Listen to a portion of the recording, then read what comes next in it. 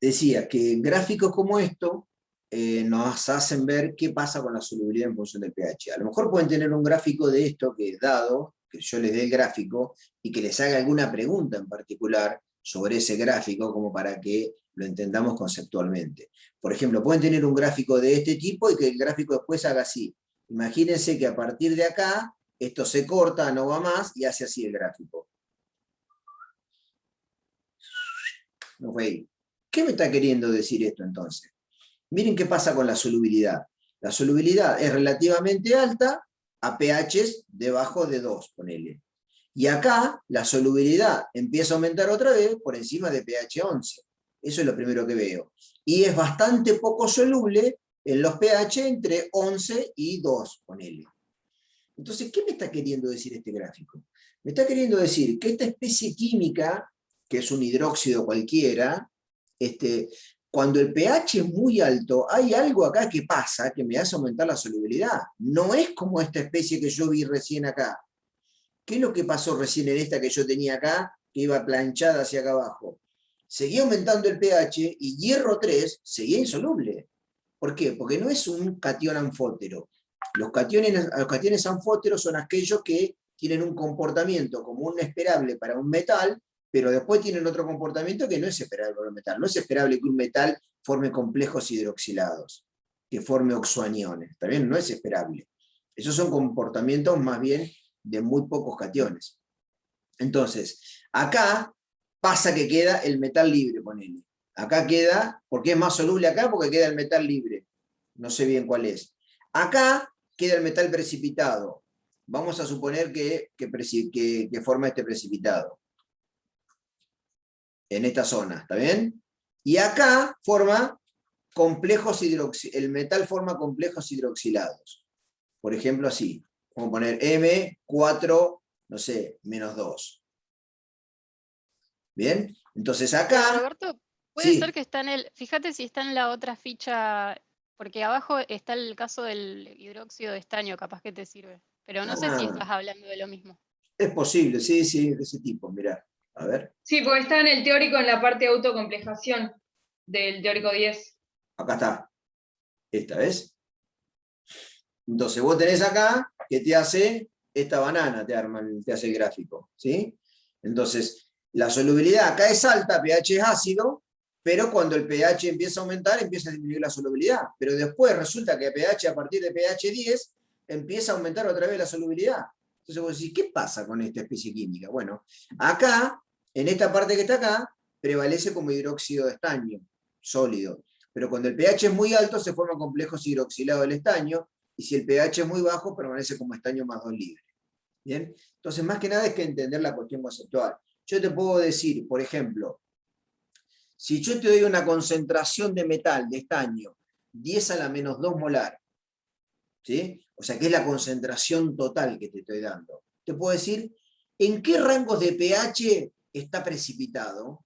¿O es poco soluble? ¿O en qué rango de pH es soluble esta especie química? Entonces vos decís, bueno, la concentración que me da es 0,01, logaritmo de 0,01, vale -2, está acá, entonces es como que me estoy parando en este punto, como que estoy acá, entonces yo digo, bueno, acá trazo una línea, a ver, trazo una línea, supónganse que es una línea que está bien hecha, entonces yo digo, mira, arriba de pH 13 está todo en solución, y vamos a suponer que cortó acá, pH 2,3, pongámosle, pH 2,3, a pH menores a 2,3, también digamos, o sea que el conjunto que me representa soluble para esa condición de concentración del metal, de estaño más 2, es debajo la unión del conjunto de pH debajo de 2,3 y por arriba de 3.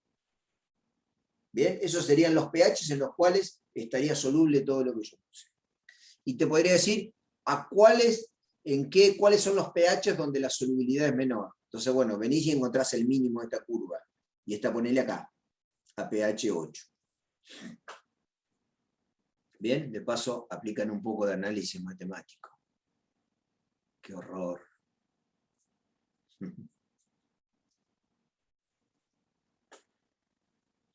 Bien, ¿estamos más o menos con la idea? Macarena. ¿Sí? Bien. Bueno. Vamos con el 10.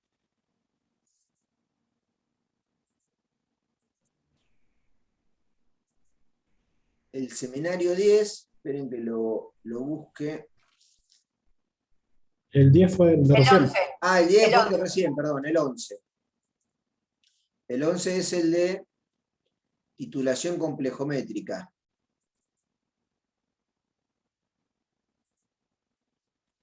¿Dónde está el seminario? Acá está.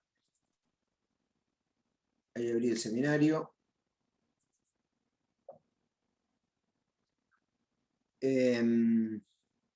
Voy a compartir el seminario con ustedes, así lo vamos viendo y lo van refrescando y por ahí quieren, si les ocurre alguna pregunta cuando lo están viendo.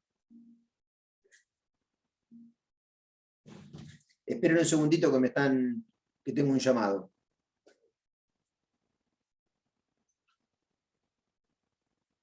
Moni.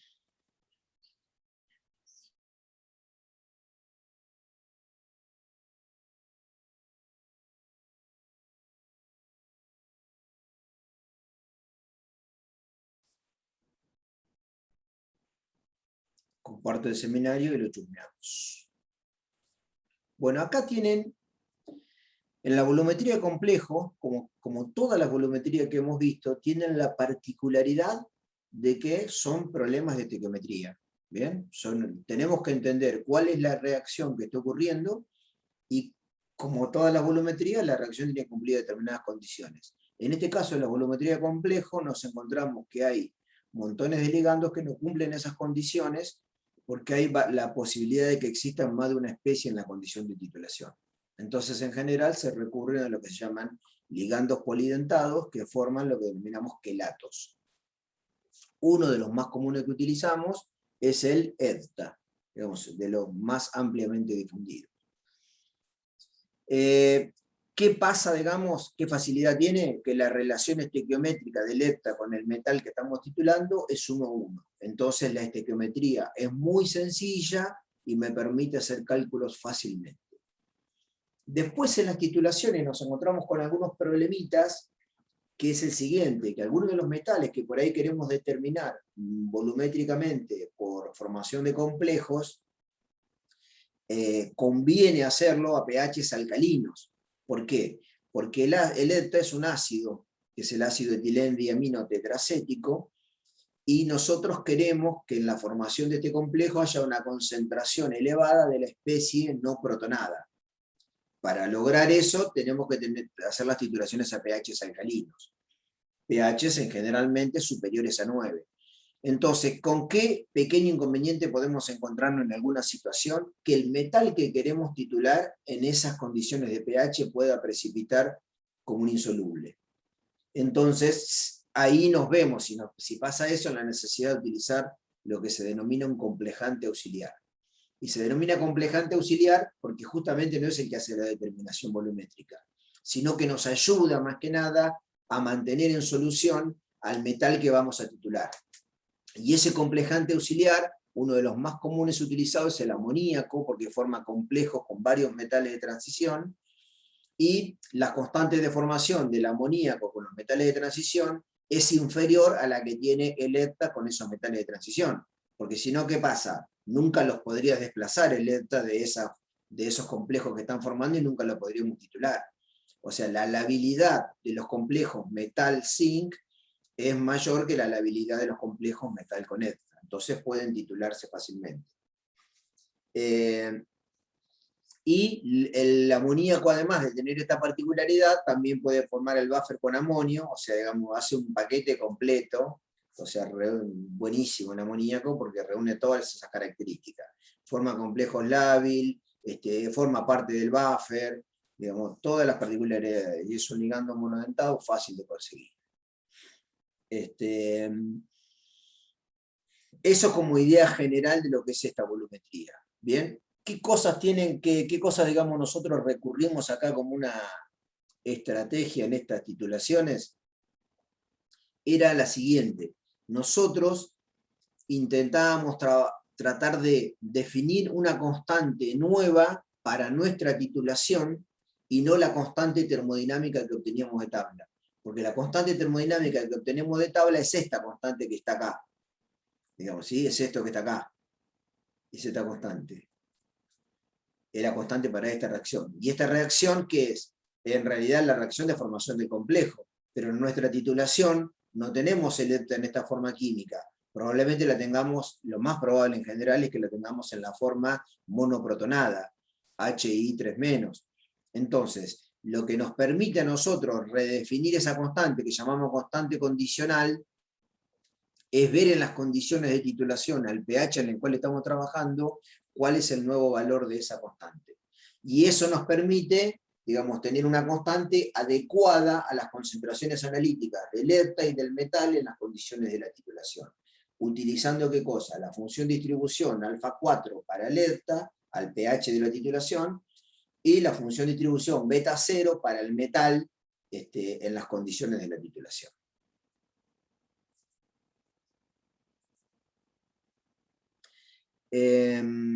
Los indicadores que se utilizan, al igual que el complejante auxiliar, o sea, yo podría decir que el indicador es un complejante auxiliar, si se quiere, pero no lo decimos así porque en realidad cumple otra función, no cumple la función de mantener al metal en solución.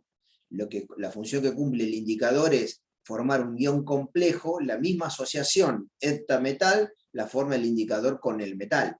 Lo que pasa que tenemos la particularidad que los indicadores metalcrómicos, en general, también son especies, así como el EPTA, digamos, que es tetraprótico, uno de los que usamos nosotros, que es el negro de heliocromo T, es triprótico, y en las condiciones de pH, digamos, en la que generalmente trabajamos, puede encontrarse en la forma monoprótica o en la forma no protonada. Y lo que hace ese indicador es asociarse al metal. Ponemos una pizca del indicador o una proporción del indicador y se asocia al metal. Y el metal, este indicador tiene la particularidad que cuando está asociado al metal tiene una coloración y cuando no está asociado al metal tiene otra coloración. Fíjense que casi siempre los indicadores que utilizamos tienen un comportamiento mimético similar al tipo de titulación que hacemos. Cuando teníamos indicadores ácido-base, el indicador cambiaba de coloración con el pH. Ahora que tenemos este indicador, digamos, metalcrómico, lo que hace este indicador es también cambia la coloración, esté asociado o no al metal, teniendo un mismo tipo de reacción que la titulación que estamos haciendo, que es una titulación complejométrica. Y ahora el indicador, ¿qué forma con el metal? También forma complejos. Y la formación de complejo o no da distintas coloraciones. ¿Qué resguardo tenemos con eso nosotros siempre? Que esa relación de la especie indicador libre o indicador asociado a metal esté en la relación 1:10 o 10:1 y ver una coloración o la otra. En el caso del negro de heliocromo T, cuando está libre, cuando no está asociado a metal, tiene un color azul bastante intenso, y cuando está asociado a algún metal, absorbe en otra zona del espectro y tiene un color rojo vinoso. Esto es el fundamento, digamos, no hay mucho más que eso, digamos, para la pregunta 9 que recién preguntabas, Karen, de cuál es el funcionamiento. Después, acá nosotros, lo mismo, no me voy a poner en detalles, que yo se los dije la vez pasada, de cuál es el cálculo del error en la volumetría del P-Sync y el P-Sync de punto final y de punto de equivalencia, si se adelantó o no se adelantó. ¿Está bien? Es bastante fino eso, pero lo que sí es preguntable acá es en una curva de titulación calcular el P metal a distintos volúmenes. Como les dije hoy para la volumetría de precipitación, acá lo mismo. Calcular el P metal, por ejemplo, para el agregado de 10 mililitros, 20 mililitros, 30 mililitros. Y que ese P metal tenga que ser calculado en condiciones de exceso de metal, porque estás agregando EPTA desde la bureta, o que sea en el punto de equivalencia o después del punto de equivalencia, donde la concentración de metal proviene de distintas fuentes. Estar en exceso, o proviene de nada más que de la que se formó el complejo, o proviene de la que se formó el complejo habiendo un exceso de esta.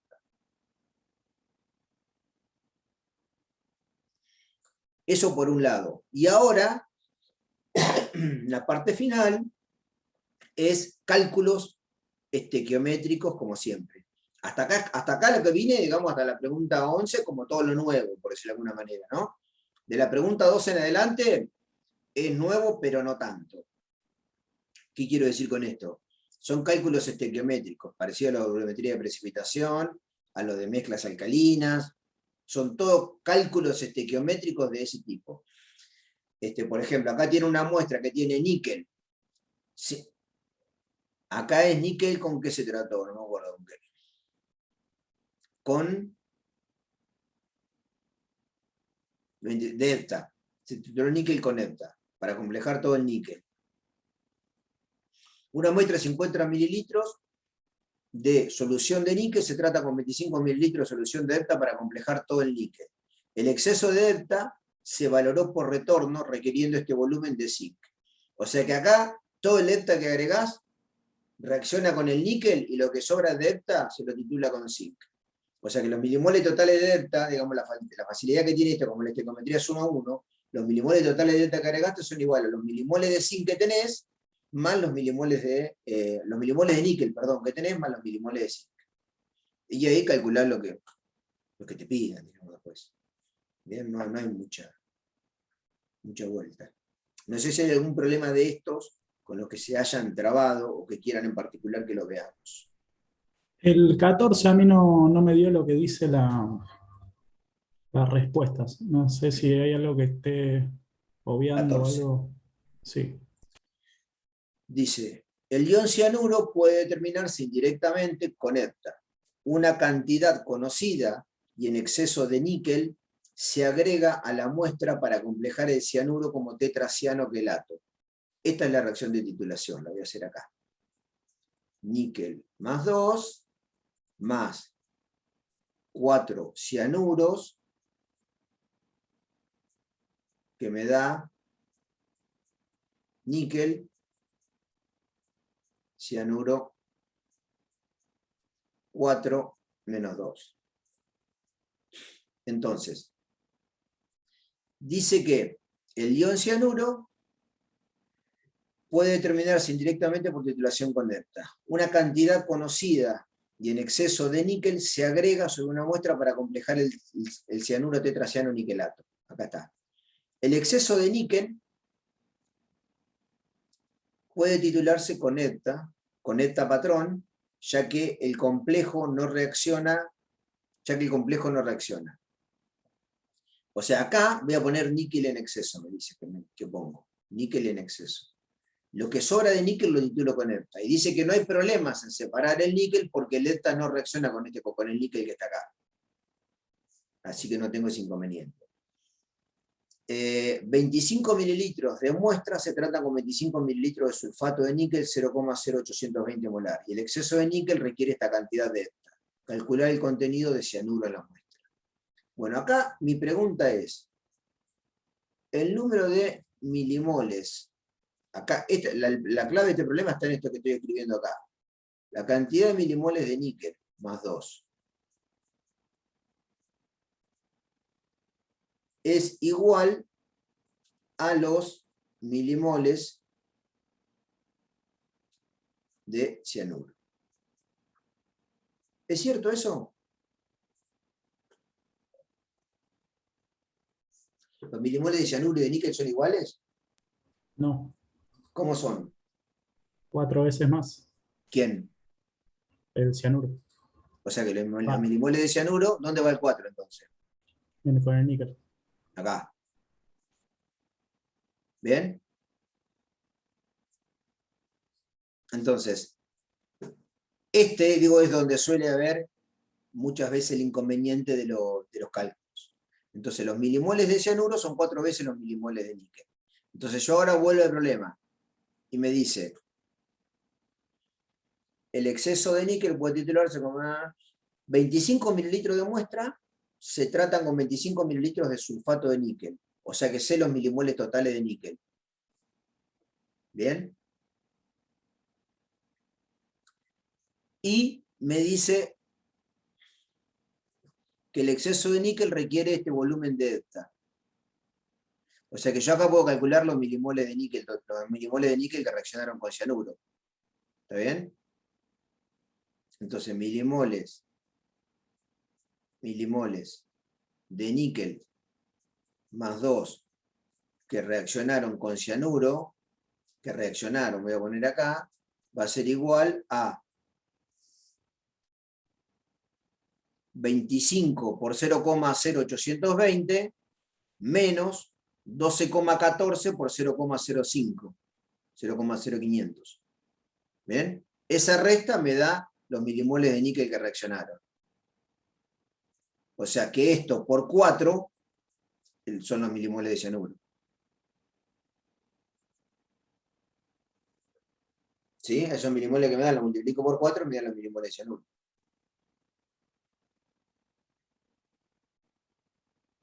¿Está? No sé si hiciste eso todavía. No, había llegado por regla de 3, pero no llegué. Así que, ¿Pero se entendió o sea, lo que hice? sí, 25 por esto, menos 12,14 por esto. Eso me da los milimoles de níquel que reaccionaron con cianuro. Entonces los milimoles de cianuro son 4 veces esos milimoles de níquel. Y ya después lo paso a lo que quiero, a lo que me pregunte. Porcentaje de peso en peso, concentración. bien. O sea, no tienen mucho secreto estos problemas. Es un poquitito de trabajo en ver qué dio, a dónde fue, qué titulé.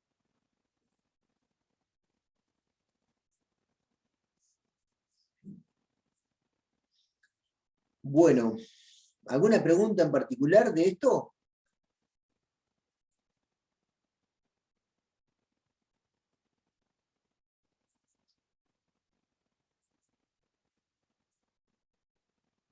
¿O quieren que cambiemos de temas?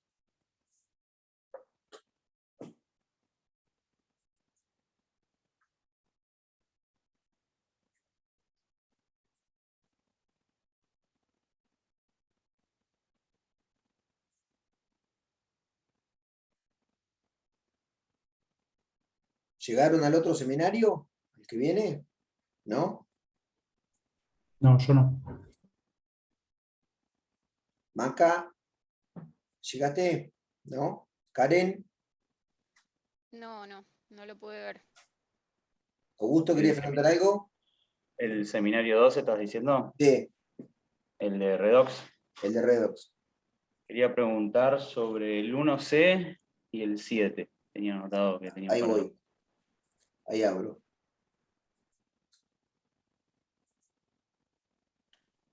por favor, está haciendo. El 1C. Compare la capacidad reductora. Ah, pero para que lo voy a compartir. Así lo ven todos y lo charlamos juntos. Acá estamos.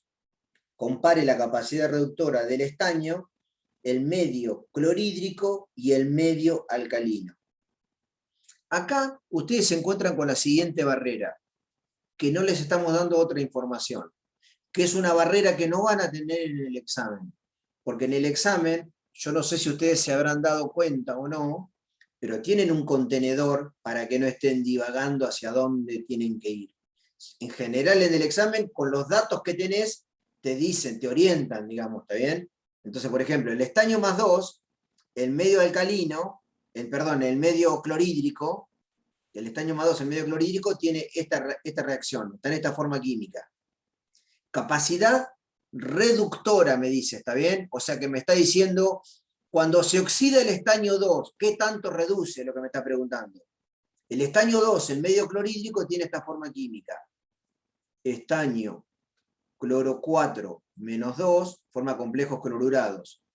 Se oxida a estaño, cloro 6, menos 2.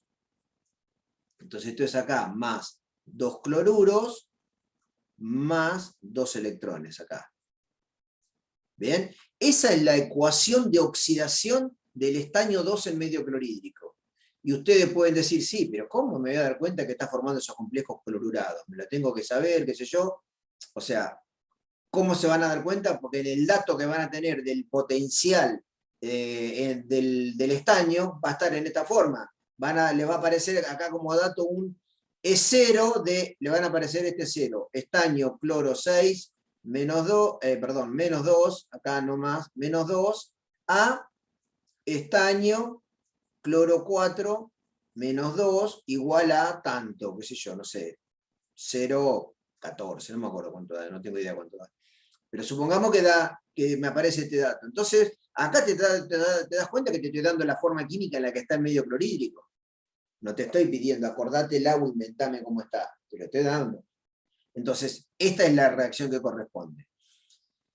Y dice, entonces acá tengo que ver el valor de 0 cuánto es. Y después me dice, compárela esta con lo que ocurre en el medio alcalino. El medio alcalino pasa esto. El hidróxido de estaño, el medio alcalino está así. Perdón, el estaño 2, el medio alcalino está así. Como complejo tetrahidroxilado que pasa a estaño oxidrilo 6 menos 2 más 2 oxidrilos más 2 electrones. Entonces, ¿qué es lo que tienen que hacer ustedes acá? Es averiguar cuánto vale este valor de E0, porque seguramente el otro debe estar en las tablas. Capaz que los dos están en las tablas. Si están los dos en la tabla, ya está. Voy, los busco y los comparo. ¿Cuánto va a tener mayor capacidad reductora? Cuanto más alto es el potencial oxidante, oxidación. A mayor potencial de oxidación, mejor capacidad reductora, porque esa reacción tiene tendencia a ocurrir. ¿Bien? Si alguno de los dos no lo tienen, lo calculan. ¿De qué manera? Rebuscándosela, como lo fuimos viendo en otras veces, encontrando qué reacciones debo combinar para obtener la reacción que quiero. Para obtener esta, por ejemplo, para obtener este valor, una cosa muy común que seguramente pueden encontrar es esto. Ustedes van a encontrar el E0, casi seguro estoy diciendo, no me acuerdo, de estaño más 4 a estaño más 2, lo pueden encontrar en las tablas de potenciales. O sea, esto que me está dando, estaño más 4 más 2 electrones, da estaño más 2. Y después pueden encontrar K-Water. Con K-Water agregan lo que quieran, digamos, ¿no? Entonces hay que ver los medios que me dan, qué datos tengo. Igualmente vuelvo a repetir, lo que ustedes vuelvo a decir, no van a tener enormes cantidades de trabajo para hacer los problemas, porque si no van a precisar 3 horas, no 2. Entonces, en general, tienen alguna parte digerida, alguna parte trabajosa y alguna parte no. Y la otra cuestión, ustedes acá, en esta guía, una de las cosas que tienen que aprender, que tienen que darse cuenta, es esto. Cómo calcular potenciales a partir de mezclar otras cosas, digamos, ¿no? Por ejemplo, esto de agregar el agua, lo que vimos con este ejercicio que fue el del calcular el E0 acá del mercurio 2 a mercurio 0 combinando las otras ecuaciones, o el problema 9, calcular el E0 de ácido arsénico, arsénico 0, ¿sí? Nosotros no me acuerdo cuál hicimos, uno parecido a este. Esa es una de las cosas que tienen que saber de este seminario. En el problema 7, me decías, Augusto, también que me hacías una pregunta. Sí, el 7 también. Bien, vos tenés la FEM de el E0 y la FEM de esta pila. El E0, ¿qué me está pidiendo? Esto es el ánodo. El ánodo se escribe a la izquierda, ¿está bien? Esto es el ánodo. Y esto que está acá es el cátodo. Entonces, en el ánodo, la reacción que ocurre es esta. Plomo 0 se oxida a sulfato de plomo. Y acá está la forma química, ¿ves que es sólido? Entonces esto acá sería más sulfato más 2 electrones. Y acá, en el cátodo, pasa esto. El ion plata más un electrón, se reduce a plata 0. Entonces, para calcular el E0 de esta reacción, lo primero que me pide acá, esto que está acá, tengo que calcular cuánto vale el E0 el E01, cuánto vale el E02, y sumarlos, y obtener el E03. ¿Bien? Deben estar los dos en la tabla, seguramente. Hay que ver que diste vuelta a la reacción, ¿está bien? Luego, yo sumo esto, y esto que me da plomo 0, más sulfato. Esta va multiplicada por 2, ¿está bien? Todo por 2, porque hay 2 electrones arriba y acá abajo hay uno solo. Más sulfato. Más iones plata. Esperen que voy a borrar esto de acá. Que me da sulfato de plomo sólido. Más 2, acá me olvidé el 2, perdón. 2 iones plata, más 2 plata cero. Entonces acá planteamos la ecuación de